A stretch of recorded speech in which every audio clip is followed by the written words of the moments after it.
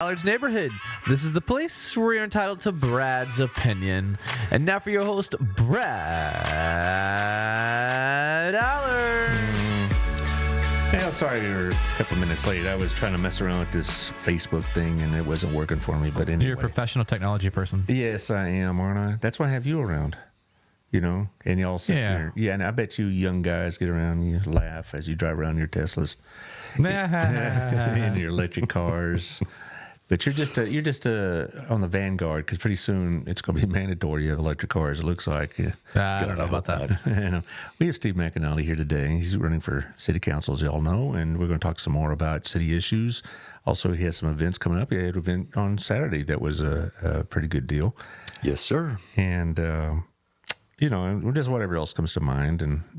So probably we'll talk mostly about what seems to be the issue, or the biggest issue that Burleson's talking about, is about the police station and whatnot. But there's other issues as well. There's quite a few. Yeah, quite a few. And I have some concerns about our financial situation. Not that we're on the brink of some disaster. In fact, we're fairly healthy right now, but we do have coming obligations. It's going to make our council, whoever's sitting in those seats, have some pretty hard decisions to make. Very true. So that's... I'm not going to get into some doomsday scenario. We're probably in better shape than many cities. I would say quite a few. Yeah, but there are things coming. And there are also things we don't know what's coming. You never know what's going to happen. Well, we can't predict the future. No, we can't. All we can do is just how we react to things. Yes. And so, anyway, so let's talk about our sponsors first, because, that's what they deserve.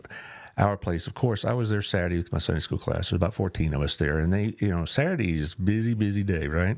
Sunday is too. You try to get in Sunday, Yes, we did. But, they got us in with very minimal wait. That's the thing about it is, you go to some restaurants and you see tables that have been unbussed, and it's like, how long am I going to have to wait till somebody could please clean the table? Man, they're on it. Yes, they are. Yeah, so as soon as, their staff is top notch. Yes, and so they don't waste time with, or whatnot. And so but they were great. They were very accommodating. Food, of course, was great, So there's all, just like we thought. And also Gina's Pizza. I was there last Wednesday night for one of these events with Ms. Bedecker, and it's great. The pizza's great. And I believe you do have an event coming up that you want to talk about. At the end of the show, we'll talk about your events, but there is one coming up at Gina's in a couple of weeks. All right, well, good. Now I'm trying to do all this sharing here on the Facebook. This always drives me nuts because it's, I'm stumbling around. Taylor's making fun of me. It's technology. My wife had to set up my phone for me, so. Mm-hmm. Oh, yeah. I got a new phone, and I had to be talked into it because I was afraid I'd lose some things, and I actually did. So there you go. But it is what it is. All right, let's go on now. Now I'm pretty much shared with everybody. All right, also thank you to Wild Cigar. You did an event there. You're a patron of Wild Cigar. Yes, I am. And at least twice a week. Twice a week, really? Yes, sir. They need more guys like you, though, because it used to be 3 days a week, every Monday, Wednesday, and Friday. Really? Yes, sir. Well, they have happy hours then, right? They do, but I always got there before happy hour and generally stayed past happy hour. So, well, you do like cigars. We were talking about that off the air last time you were here, and you had some very specific tastes that they can accommodate, and that's they get a lot of events. A lot of vendors come from all over the country. Apparently, they just had Oliva Cigars there, I believe, 2 weeks ago. Unfortunately, I was not able to go because I was on patrol that night, but I still swung by, said hi. Even if you're on the cops program, you can't stop in just for a minute. No, sir. But the Olivas apparently are like one of the top flight cigar brands. I'm not an expert, but there you go. But thank you, Chris and Nathan, for what y'all do. And they're also very generous patrons of community events. They had at the Vineyard and Vibes event for Harvest House, they donated a really nice little small humidor with some cigars in it already. You would have liked that. That's awesome. They also have a Cigars for Troops program as well. There you go. Also, thank you to Tiffany Nico. Her magazine will be out next week. Also, if you want to keep up what's going on now, locallifetx.com is their website, and they have like certain things that come up, coupons and deals with some of their clients there and whatnot. So you got to check that out if you're waiting for the next magazine. But it goes to 30,000 homes, plus it goes to a lot of businesses. So you get a lot of view and coverage even beyond just what's mailed out. So check out that Local Life magazine with Tiffany and Nico if you want to get your word out. Also, our friends over at Southern Gym, they got a big deal coming up on Election Day. That May 4th is going to be a pretty busy day. Yes, it is. It's Kentucky Derby Day, in which, according to Gayla, is should be a national holiday. Because she's really into equestrian sports and horse racing and whatever. But they're having a big deal. Do we still have that flyer? I believe we do. Yeah, there it is. The Kentucky Derby Day. They're sponsoring a fundraiser for Wings of Hope, and they'll be on next Monday. They do equine therapy for people that need it. I understand, your military background. Are you pretty aware of what equine therapy does for PTSD? I most certainly am. And I figured you might, yeah, because apparently they get a lot of PTSD victims and other, survivors of traumatic events. And the equine therapy apparently is very, very good for them. It absolutely is. I don't know how, but they'll tell us how next week.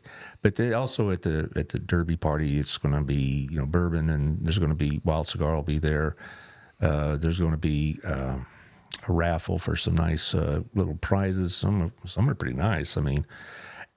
And it's just going to be lots of fun. So come on by then. May 4th is a really busy day, besides the election, besides this. But by the way, it all goes, you can do it all at once. There's no conflict. You can go vote in the morning and go to City Upon a Hill, which is 10 to 4, over at the high school parking lot, the Burleson High School. Then you go to this from 3 to 7. And then they have a Cinco de Mayo thing in the plaza from 7 to 9. Yes, they do. So you could just do all of them at once. Just make a full day of it.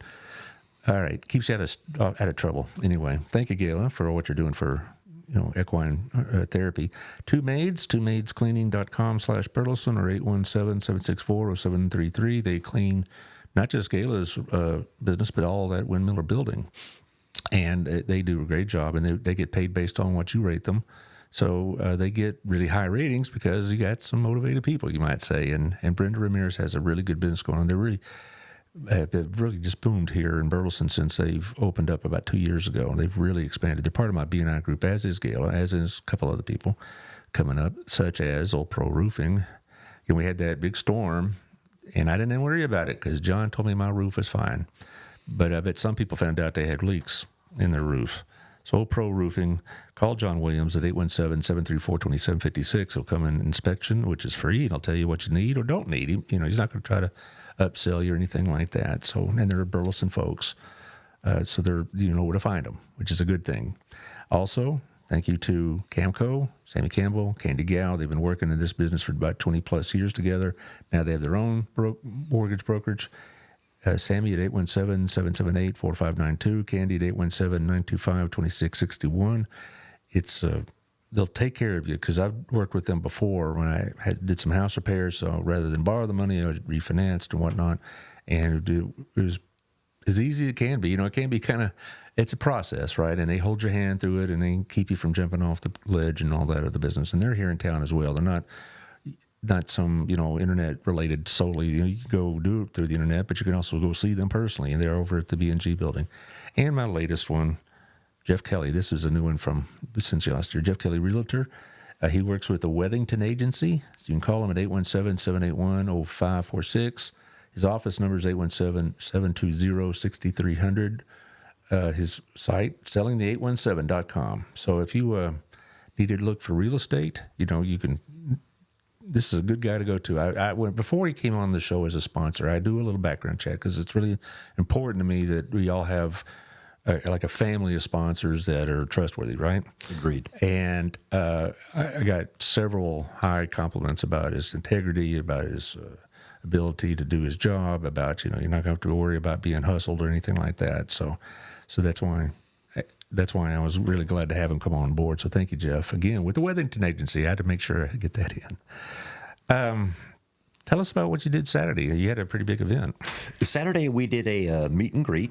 Brandon actually came out and joined us for a little while. Mm-hmm. We did it at Centennial Park. Mm-hmm. And it was not just a meet and greet, but it was also a food drive to benefit Harvest House. I actually went ahead and dropped off the food this morning, and it weighed in at a whopping 391 pounds of food. Well, they need it, don't they? Yes, they do. You know, it's interesting because we were talking about this in our Sunday school class yesterday. We have a couple of people that work at Promises. And and what'll happen is if you went in the morning, you might say, well, they look like they got stuff. You go there in the afternoon and their shelves are really empty because they do a lot of business, more than what people realize. And our new friends here, House of Hope, same thing. And so even though, you might think that they're adequately stocked, that's not what's happening at all. No. And it's also, you might get a lot of one thing and not enough of another. That's another thing as well. Like one thing Jennifer's always joking about, she has too many green beans, but what they need are other things. At Promises, what they needed was cereal and bread. You may be aware Cereal, bread, formula. that. Oh, yeah, formula's a big one. Necessities. And then you have diapers over at Next Step Women's Center. They go through like a ton, literally. Like that, I think they did like 170,000 diapers last year. And they had a big event, their Walk for Life on Saturday, which was apparently a pretty big success. Even with the weather, they moved it to the Church of Christ, and they did it there. So that's very nice of them to do that. Yeah, it's a concern. A lot of people don't understand just how much a small gesture can change somebody. Right. So Here's the thing. I asked Brandon, Chris this, and Alexa Bedecker, do you see a role for the city in this kind of event? These are all run by churches and nonprofits. Do you ever see us getting involved as a public institution? the city, that's going to also be a delicate balancing act, but the city can certainly back as much as they can without putting the city in strain. I know there are programs on the state and federal level that can also step in and give a helping hand. Not everybody wants a handout. A lot of individuals just need a hand up. Right. Well, we're a very prideful community. we are, but you talk to Jennifer and you talk to Debbie Beeman, you talk to Elizabeth Becker. It's not just they're getting more and more business from people that are food insecure, as they say, but they're homeless. And a lot of people have this idea about homelessness is that, they're bums, all right? To be frank, and it's not true at all. That is absolutely not the case. Yeah, and there are, of course, some people that are exploiting the situation, but that's the minority. But what Jennifer's telling us is they have a lot of people that have jobs that are living out of their cars because the rent went up so high.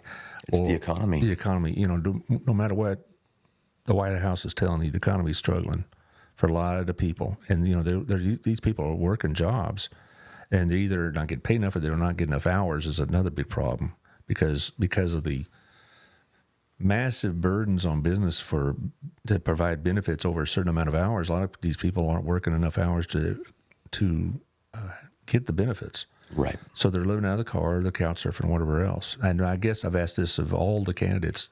Do you see a point like Dallas and Fort Worth does that actually have in their budget money set aside for these kind of services? Or do you ever see that coming in our direction? It's a strong possibility that it is going to affect Burleson at some point in time. Maybe not on the same level as Fort Worth and Dallas. We're not nearly quite as large as they are. But unfortunately, homelessness, joblessness, everything like that, it affects essentially every community across the country. And it stems from the federal level all the way down. So, of course, we're going to get some runoff of it. Well, part of me, I'm usually pretty politically conservative, but that little teeny piece of liberalism says, I wonder if we could do something about this as a community other than just so heavily lean upon the nonprofits and churches. Well, without having looked at every single document, there always is a possibility. I'm glad you said that because you got to keep everything on the table. Absolutely. You can't just say, be bound by some doctrine or statement saying I'm never going to do that because you never know what's going to happen in this community. If I had a crystal ball, I would have won the lottery every week. Every week. You'd probably say, I don't need to worry about being city councilman. Absolutely. Oh, I bet you'd serve in some capacity. Oh, I would certainly serve. Yeah, I can't see you just sitting around But I would be a philanthropist. Yes. And then we wouldn't have to worry about that issue. Well, and we really do have in this community a very strong ethic about our nonprofits because I talked to all of them and they said they get a lot of support from a lot of people. And the thing is that support doesn't have to be, you talk about being a philanthropist and making lots of money and all this, they get just as excited for somebody, a new donor, $25 a month. Absolutely. Because they could use that, they could plan on that. Plus the fact is they like the fact that even though that $25, it didn't sound like a lot of money. It is to some. It could make a world of difference for somebody. Well, on both ends. I mean, Absolutely. $25 may be like 10,000 to a rich man, Very true. One of my favorite biblical scriptures is the widow's mites.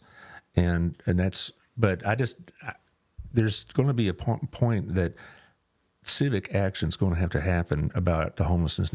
Now I'm hearing stories about we're having those tent cities like you see in Fort Worth over near the baseball fields, for example. Okay. Sherry Scott posted on another one of the candid shows about how people are camping out at the blessing boxes at the library. Right. Probably other places as well. The blessing box currently at Centennial Park only had a few bags of beans left in it. Everything else was completely cleaned out. Right. And that people are basically just kind of hovering around there waiting for somebody to put stuff in there, and so it gets cleaned out within 10 minutes. Absolutely.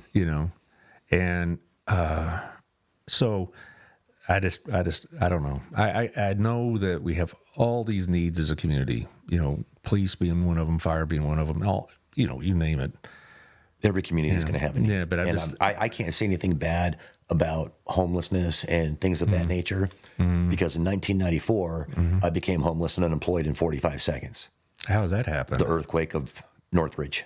Okay. You were in California at that time? I was. Okay. And my apartment with my wife and my young son, I actually lived literally a quarter of a mile from my office. That was during Both the were World red Series, tagged. I remember. Yes. I remember that because I was watching the World Series on Sunday to see the camera shaking. And I went, what's the matter with that guy? I thought it was a cameraman. And then all of a sudden I see all the players file out into the field, and they had to postpone the series. Yes, sir. And, a lot of people would have a real problem with, the city actually, establishing some sort of fund out of public tax money to support some of these projects. And I got it. Okay. I'm not going to criticize them too much for that. And I know that the idea of having some sort of homeless shelter, boy, that'd be really problematic because, that not in my backyard routine. Absolutely. I'd say, yeah, I'd love to have a homeless shelter. Take care of the poor over there. Right. So I understand the problems with all that, but I am concerned that we're going to get in a situation like it's happening in Fort Worth. You been in downtown Fort Worth lately? Unfortunately, yes. Yeah, and you've seen what I saw then. Yes, sir. And last time I was there in downtown was about 6 weeks ago, and I've never seen that many people on the street. And they're already migrating down toward Burleson. There was a couple of homeless individuals that started to camp out on the back porch of the library last week. Right. I went ahead and called non-emergency dispatch. Right. They went over there, talked to the individuals. Not sure what the outcome was. They might have just moved. Where would you move them, though? That I'm not 100% certain where they were relocated. Last week I was going to have Colin Gregory on, but there was a lot going on at the police station, so Yes. we postponed. Okay, not about the issues about the news station, it was about a legal case they were involved in. Yes, sir. So, I'll leave it at that. It had nothing to do with... Very well aware of it. Okay. But so we postponed because I thought it'd be better if that wasn't in the background. The people were asking what he knew or what he was hearing Right. about that. But I will ask him next time when the police go and they come up upon a homeless situation, what do they do? I mean, you say move on to where? Joshua? I mean, I don't know what to do. To a certain extent, I know a little bit of the answer on that. And all I can say is, and this is going to sound like a very legal answer, but it depends. Right. No two situations are ever going to be exactly the same. You know what? It's kind of ironic we're talking about this anyway. Today, the Supreme Court's hearing a case from Oregon about what can a community do about the homeless situation. And it's this one particular community called Grants Pass is suing, saying that the state of Oregon is violating their ability to handle the homeless. They wanted to pass a no encampment rule and no public encampments and stuff like that, and Oregon won't let them do it. And so they've gone to the Supreme Court, and they will decide. What they decide coming out of this case may be if they do go one way, Burleson may not have any options on how they deal with the homeless. If they rule the other direction, we'd have a lot of options, but it'd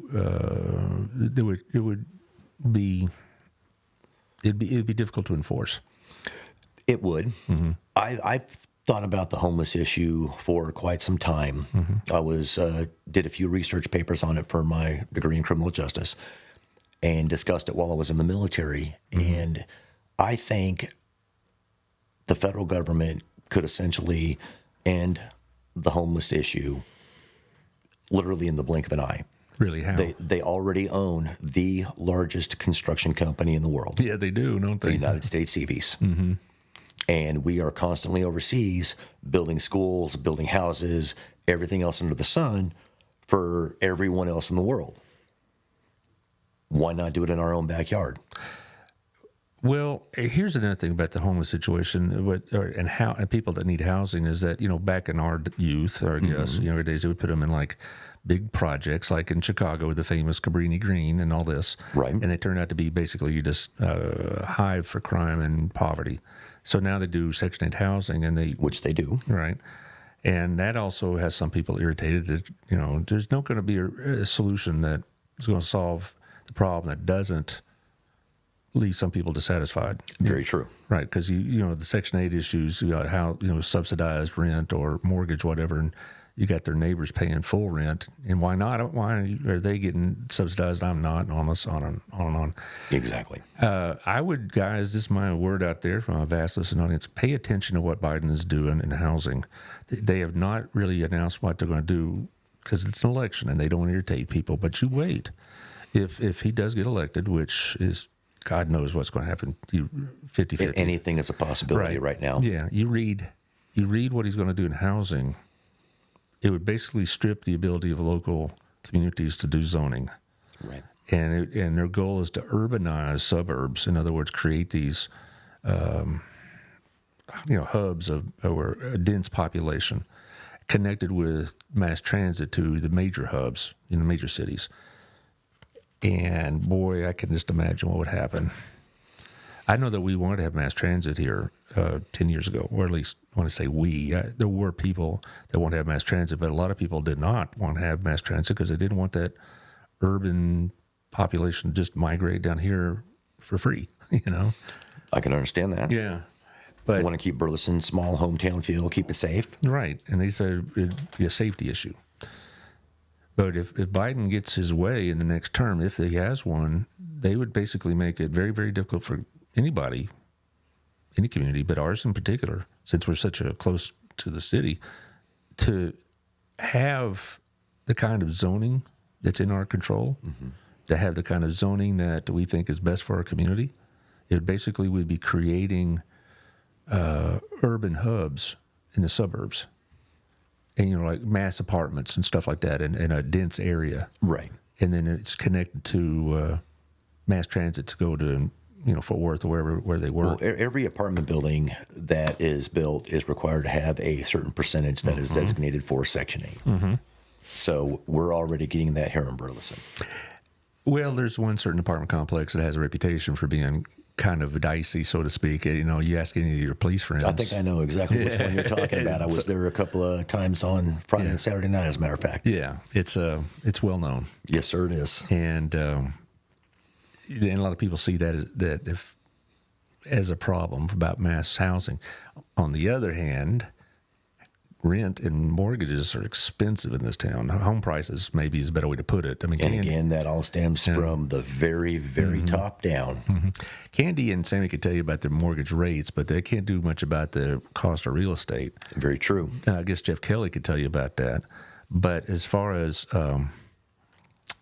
rent in Burleson's expensive. It is. And you want to have a community where people can live in the town they work in and afford it.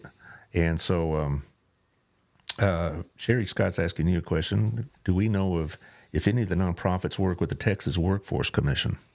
I don't know that off the top of my head. I don't either. I can ask them next time. I do know that they don't really have like an employment service as such, but if they do have knowledge of jobs, they will direct them to it. Okay. You know, I know the State of Texas Veterans Commission also does some things along those lines as well, but not everybody's a veteran, so right. kind of limits it a little bit. Well, I know that there's been a couple of instances where local employers have contacted them, Harvest House and Promises, and I would imagine here in Crowley too, and saying, I got 5 or 6 openings for people. Maybe it's even just temporary, but I need some workers Right. for 6 weeks, 8 weeks, whatever. And so they'll do that kind of thing. As far as like being a branch of an employment agency like that workforce, I haven't been told that. So, but that'd be helpful. It absolutely would. You know, the thing about it is, and this is another political rant, if you don't mind. By all means. I really get offended when the job reports come out every month and they have X number of jobs created, and you'll get that press secretary of Biden getting there and strutting their stuff about how many jobs they've created. They don't tell you that most of those jobs are part-time, and they don't tell you who's taking those jobs. And they might not also say that those jobs are coming back around after all of the layoffs, so they're not new jobs. No. You could have to go, literally, I read about it, and it got down to the 11th paragraph of the report. It was published in the Wall Street Journal. And that's when they broke it down into full and part-time, and it was almost 75% part-time. And they don't say who's getting those jobs, and a lot of them are migrants, coming across the border. So if that's why I get really, really angry when they start talking about how great the economy's doing, when I know, and we're struggling. And then they talk about, well, inflation rates slowed down, but it's still going up. It's not all unicorns and rainbows right now for the economy. Not even close. And will the election solve that? I don't know. There's a lot of problems there. I don't know if depending on which way it goes, kind of determines, how our next 4 years is going to be. Could be worse, could be better. Again, if I had a crystal ball, yeah, I have concerns. I would be able to tell everyone. I have very large concerns. But anyway, as far as Burleson, though, we're not immune to the national scene. Right? No. Even Nobody though we talk about the Burleson bubble or whatever, but we're not. I thought that was only when it came to the weather. Yeah, well, I guess that's true. That didn't happen on Saturday, so. Yeah, well, it could be worse. But as far as, let's go to the issue that seems to be driving a lot of our conversation is about the police station. Yes, sir.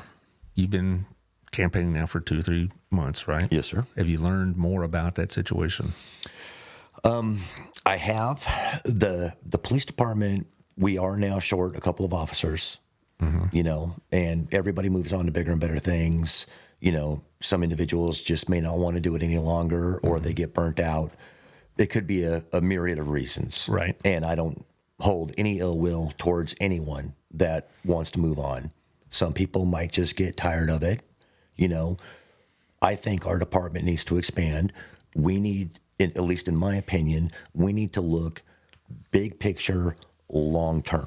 You say expand in terms of number of officers, or are you talking about physical space? Both. Okay. With how fast Burleson's growing, and I believe the current statistic is right now a conservative 3%, roughly. Okay. And I want to see Burleson continue to grow strategically and in the right direction. But all of our first responders have to outpace that growth. We're not going to be able to continue to grow and grow at the numbers that we want if the community does not remain safe. Well, they'll tell you, the realtors will tell you that security and education are 1 and 2, or 2 and vital. 1. Right? They are vital. They're pretty much one and the same. Without those two, you're not going to grow as a community. Absolutely. But as far as we were talking earlier, we're okay financially compared to most cities. For now. Yeah, but we do have limited cap space, so to speak, on the debt. We do have obligations coming up. And I know the police associations want, to expand now because they see it as not only just a physical necessity and a security issue, but also they think it's financially more prudent to do it now. Okay, I get it, but that extra money's got to come from somewhere. It does. And where would it come from? I am not 100% certain where it would come from, but what I would like to do is look at every single program, every single project, every single contract that we have currently with the city, and see if Burleson is getting the best bang for their buck. Oftentimes, a lot of individuals will hide things in their contract or their scope of work. They'll pad it. My wife told me about that because she's called it out on several things.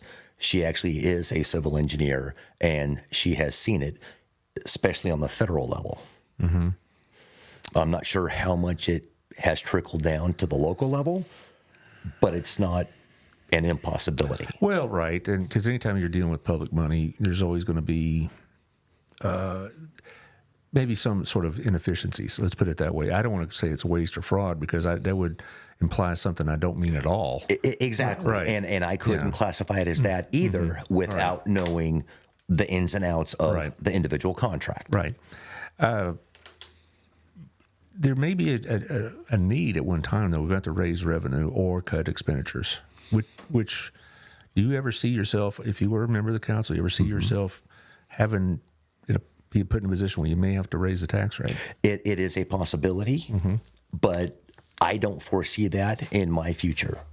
I'm a resident of Burleson. I do not want to pay more taxes at all, period. There has to be another way that we can come up with the funds. Possibly, instead of lowering the property tax rate by just 1 penny each year, that generates, I believe the number was approximately an additional $7 million in revenue each year. That's a bunch for a 1 penny decrease. But it is. As far as the tax bill, though, a lot of people point to the city council and they get upset because their bill went up, but really it's an evaluation issue, not a tax rate issue. Correct. And I'm just looking at the current makeup of the city council, and I think all of them would agree that that's about the last thing you want to do is raise the tax rate. I could not agree more. Your opponent says that. The two other candidates say that. All the current members say that. I think nobody wants to pay more in taxes. No. I think Fletcher would rather eat ground glass than raise the tax rate. I agree. And so, but as far as the problems we have as a community in terms of raising money is we're not the federal government. We can just print more money, right? No, we can't. We can't run deficits, and our debt level right now is sustainable, but we don't have a lot of cap room, from what I've been told. I'm not an expert on the budget, but our capacity to add on new debt, for one thing, is limited. Second of all, if you went to another bond election of some sort, that would be a real pull to get passed, because the last one really was fairly narrow, including in the part about fire and police. I mean, it passed. I think the margin was less than 10 votes or something. That's what I understand. Yeah, very, very slim. And, and you think that would be a no-brainer, right? One would think. But again, not everybody is pro-police, pro-fire department. How could they not be, though, really? Stranger things have happened. It's even though people disagree about the expansion issue and the new department size and all this other stuff, nobody is doing it from a point of view that they don't back the blue kind of thing. They had that 5-2 vote in October. None of those 5, I know, have any kind of ill will or a wish to constrain the police, And so there's that kind of thing. But, your friend Bill, our friend Bill, everybody's friend Bill, he has a long, lengthy thing there. Basically, that issue of the expansion of police, though, the difference in $5 million, that's got to come from somewhere. It does. Yeah. And I think if we took a deep dive into every single project across the board, because it's not just police. Right. And if I may be so bold as to throw something out there, for the first time in 20 years, the Burleson Police Officers Association has endorsed a candidate. Right. And you are currently speaking to him. Right. So thank you, BPOA, for that. With that being said, it's not just the police department. It is a street issue. It is a traffic issue. Just like any city across the country, we're going to have issues.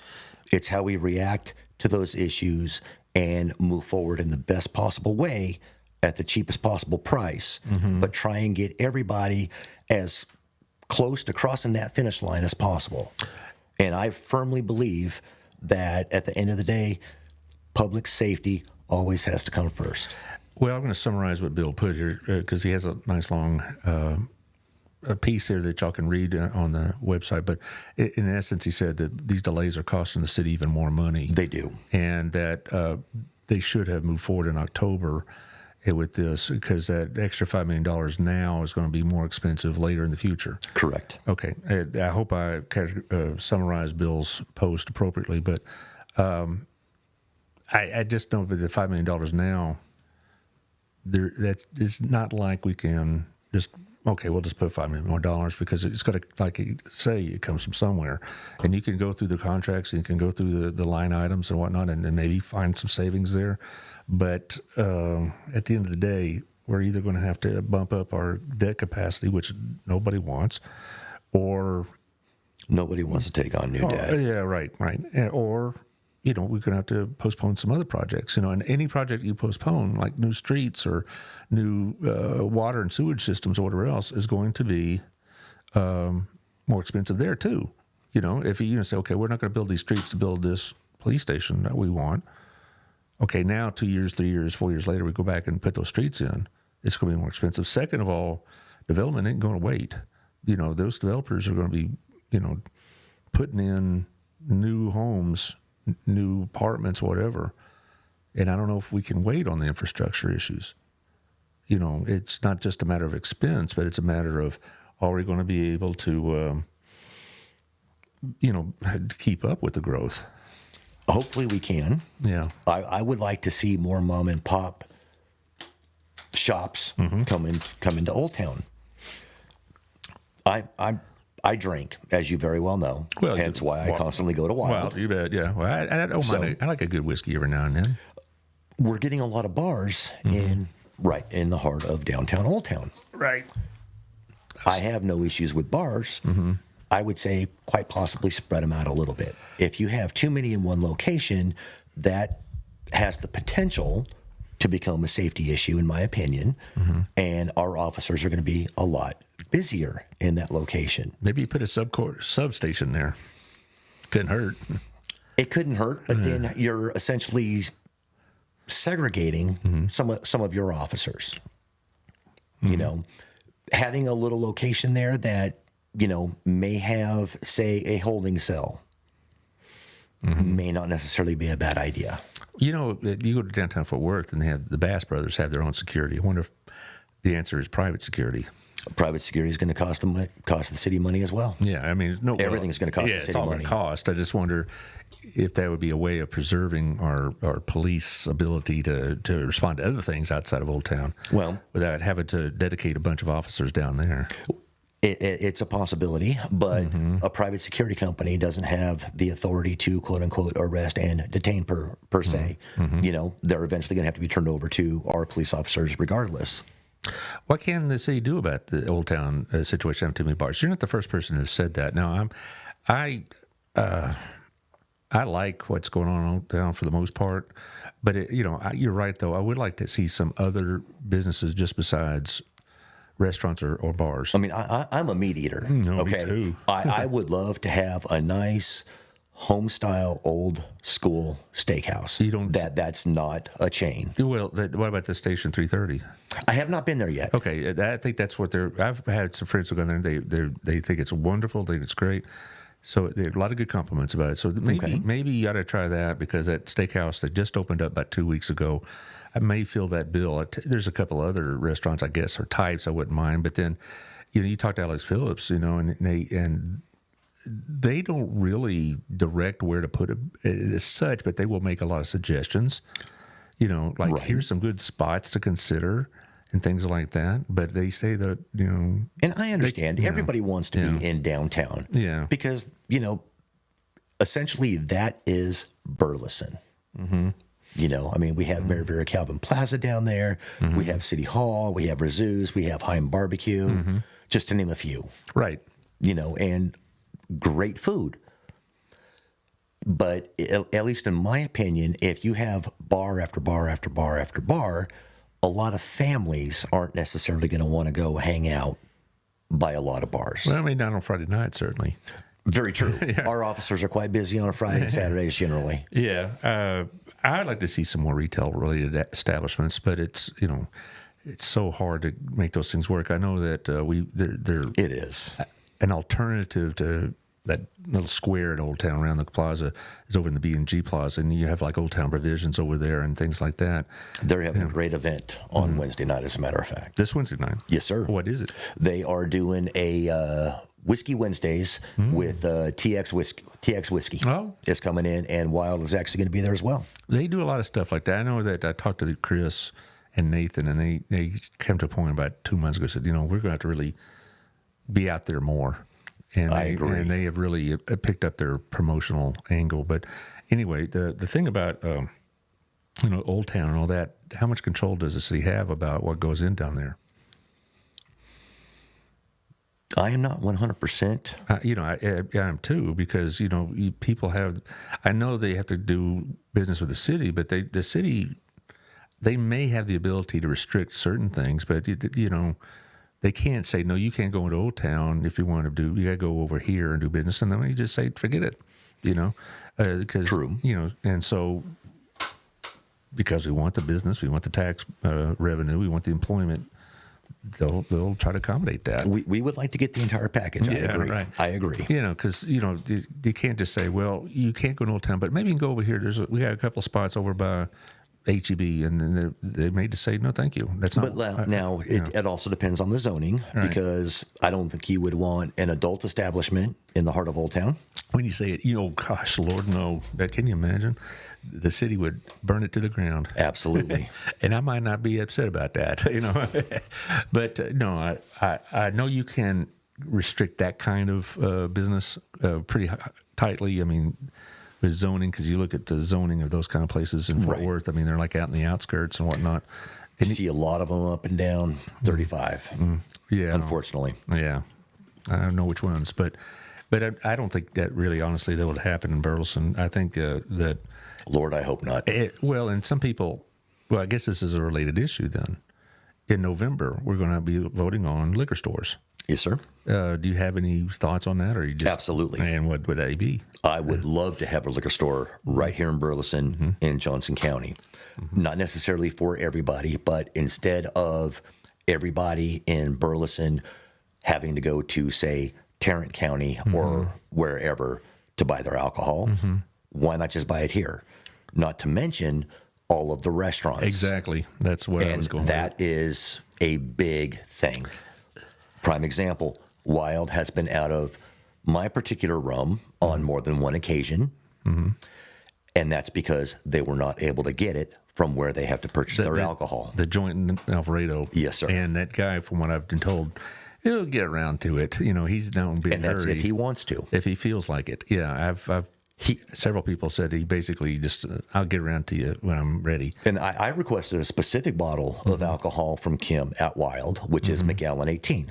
18-year-old single malt scotch. Well, you have high taste. I do. That is my all-time favorite scotch because I don't like the burn of alcohol. And McAllen 18 is extremely smooth. Right. Okay. So I hear. It is. I actually have a bottle at my house. Yeah, that's not easy to get. It's not. But Kim has been asking Liquor Depot on more than one occasion, hey, I have clients that would like this. Can you order this for me? No. He has no pressure to do so. And people said, well, why aren't we getting that specs? Isn't that good enough? No, not from the restaurants. Because they can't buy from that specs because it's in Tarrant County. Right. And then, so I know some people said, if we have liquor stores, it's going to really change this community. Well, I hate to tell people this, but I've been living here 30 years, and I remember they were drinking alcohol in 1991, and they said, well, it increased problems. I'd have to ask the police what.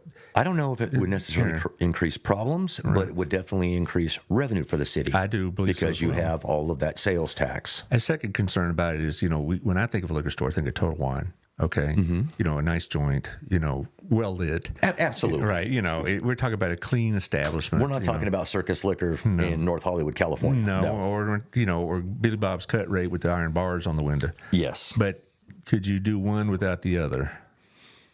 I think you could. Okay. I think you can have a very nice established liquor store that is clean, presentable, and run extremely well and generate a lot of money for Burleson. From what I understand, at one of the meetings recently, I think within the last month, the city council put parameters on what could come in if that election passes, and basically would have prevented what we're talking about. The small little dive that whatever. And some people thought that was kind of the city was trying to muscle out the small retailer. I know what they're saying, but I also think, you go to a Total Wine, you go to a Specs, you go to some decent store, and it is not nearly as this, ratty old place that is so stereotypical liquor stores. It's very nice. It is. Yeah, you've probably been at Total Wine on Hewlin before. Numerous occasions. Yeah. And that's what I'd like to see. And I don't go to Specs as often because I pretty much know what I want and where it is to find it at Total Wine and just go walk in and get it. I don't have to go. But I do know that it's going to be a very contentious issue. It will be. And if you're on the city council, you're going to be taking the brunt of it one way or the other. I'm okay with that. You're okay I with have that? thick skin. Okay. So bring it, you say. Absolutely. But, well, Not my first time, not my last. Well, a lot of people are concerned that the small town atmosphere will go away. Well, I don't. We're not a small town anymore, and we are different in what we want from our community. When I moved here in '91, after teaching here 3 years, prior to that, the community didn't really want a lot of these things we have now. But as a new generation came in, as Burleson grew, I told people this many times in the year before. It was a really significant event for Burleson in this area we're talking about was when they opened at Chili's in '98, and then they opened on the border and Cracker Barrel and whatever else, but particularly Chili's. It was the first one, and they had standing room only for weeks, and that was Because it was that new car smell. right. It was, and it also was the closest place you could go get a beer with your hamburger without having to have a membership. At the time, there's only like 3 places in Burleson you can get liquor, and that's if you are in very limited amounts anyway, and that's if you had a membership, and yet not there. But that was Fort Worth. And so people said, we need to get on a game here. And that's when Gateway Station opened up and you get the Applebee's and Olive Garden and all that business. But all those are in Tarrant County.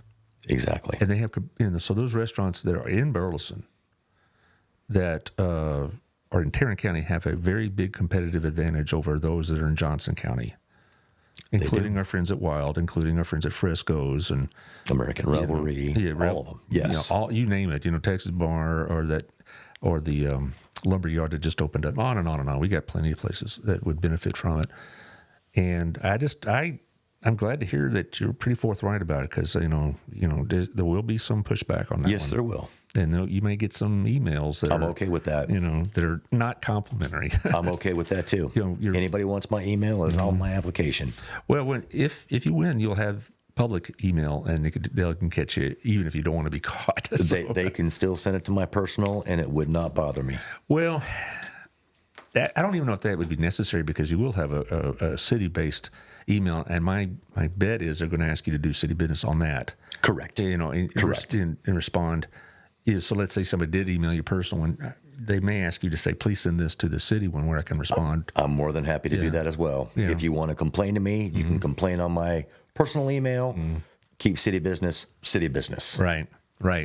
But there'll be a little bit of a learning curve. I'm sure there will be. As far as events coming up, once I know you mentioned one before. Brandon Crisp has set up an event for Friday, May the 3rd at Gina's Pizzeria from 5 to 7. And it is going to be a meet and greet with all 4 of us candidates. So it's going to be Victoria, Alexa, Brandon, and myself. Do a little meet and greet.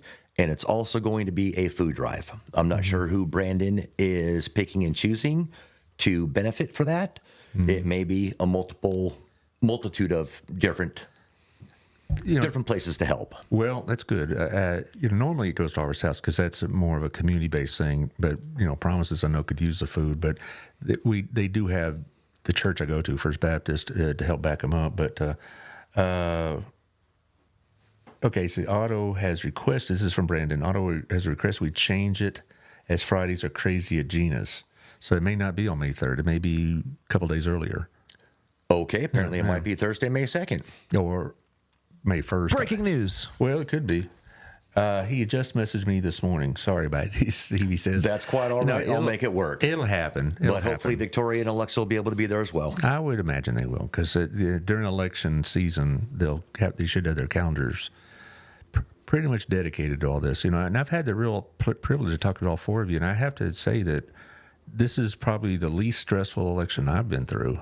I haven't been stressed at all, to be honest with you. My wife thinks I have, but Well, I mean, it's a little nerve-wracking. it is. Well, it is a bit, because I'm sure you've had some people ask you some pretty pointed questions. But More than one. But we've had some elections that have been pretty unhappy, you might say, pretty difficult. And this one, I think, has been issue-based and not personality-based. And I'm speaking for the community, I really appreciate that, because it's been, we're talking about city business. And even though you and your opponent, Victoria, have different views, it's not an ounce of acrimony there. And, Absolutely none. And bashing somebody else doesn't get anything accomplished. And Brandon and Alexa in their race have said the same thing. Said it has been zero tension between the two of them. And I mean, that's the way it should be. it is. I mean, honestly. Well, for cities, certainly, because we're all working toward the same goal. Absolutely. And I mean, even when you get up to the national level, you're working toward that same goal. I What would like is to think best so. for the people? Because at the end of the day, that's who you work for. You don't, like, at least on the federal level, you don't work for the people with the deepest pockets. You work for the people of that state, county, city, whatever it may be. I'd like to deviate just a minute here, because there's a couple of nonprofit events coming up this week, and then we'll come back and you can give us a final word. We have one on the 27th down at the Tractor Supply. Sanford Mason sent me the flyer, and I couldn't get it to work, but there it is, the Burleson Foreign Legion. Look at that. Where'd you get that, Taylor? I made it. Well, you are the man. All right. That's talented. That's right. Outstanding. All right, they're going to have a yard sale at the Tractor Supply store, the one that's down closer to Joshua, I believe. But it didn't matter. You'll find it. I think he said the southern one. Been to both. Yeah. Oh, yeah. That's where you go for a lot of your stuff, right? Oh, yes. Yeah. If you're, Tractor Supply Store. well, that's where I get my garden stuff. I started a new garden and try to get that done, but that's a really good deal. So thank y'all. And then you have on a Sunday up in Fort Worth at the Martin House Brewing, we have what they call cornhole for buttholes, which is really funny until you find out what they're doing it for. And they're doing it for colorectal cancer exams and research. That's a great cause. Yeah, well, it's one of those causes that isn't really flashy and exotic, but a lot of people get sick and unfortunately pass from it, just like Amanda Mann Clark did. So our friends put together the Amanda Mann Clark Project to have money for colorectal exams, get colonoscopies, and whatever else. And it's 1 to 5 at the Martin House Brewing in Fort Worth, and they're going to have $100 per team for cornhole. And also they're going to have, surprises, going to have some drinks, whatnot. It's going to be a lot of fun. They were on the show March 18th, I believe the date was, and they, it was really interesting because all three of them are nurses, the three ladies that run this, and they were very frank about colonoscopies, and how they examined for it and all this. I had my first colonoscopy about 3 years ago, and I was dreading it. And it really wasn't as bad. They have changed the method about that formula you have to drink, and so you're not having to spend all your time in the restroom. Depends on where you go. Yeah. But I've been through one myself. Yeah, and it was brutal. Not comfortable. No, it isn't. It's difficult, but it has to be done. I agree. So anyway, we're about out of time. So tell us what you want us to know, where you're going to be. Besides May 3rd, do you have any other meet and greets, or are you going to be? Well, now may be May 2nd, but that depends on Otto and whatever Brandon's able to do. Again, I just want to say thank you to the BPOA for the endorsement. We will be at Gina's Pizzeria raising awareness and gathering food. And come on out for the meet and greet. I am trying to work on one to get set up for a Sunday over at Bailey Park. Hopefully this time it won't rain, if at all possible. Brandon just updated here. He says probably going to be Thursday, May 2nd. I'm okay with that. Okay, Absolutely. So May 2nd, okay. Hopefully Victoria, Dan, and Alexa will be able to make that out as well. And we would love to see everyone out there benefit Gina's Pizzeria. It's a good joint. I really do like it. Brad was saying that they have great pizza. I have not been there as of yet. Well, I'm not just saying it because he's my friend and the sponsor. It really is good. Well, I mean, if good atmosphere. the food at Gina's is anything like our place, it's going to be top notch. So Yeah. Well, come on out and support your local community, people. today is Please. the first day of Early voting. Yes. Yes, sir. And I've already voted. Yeah, I already have. Yes, sir.